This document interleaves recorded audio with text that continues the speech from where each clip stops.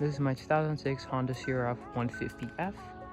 I paid $980 for it and $140 for delivery.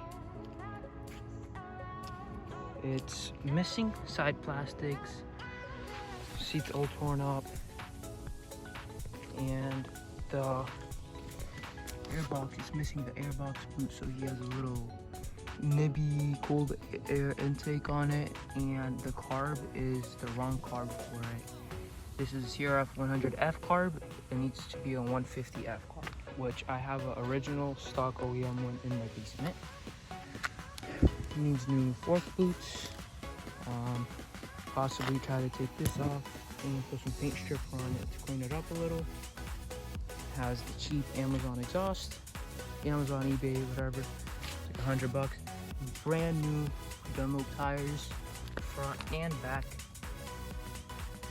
And he said new Pro Taper bars too.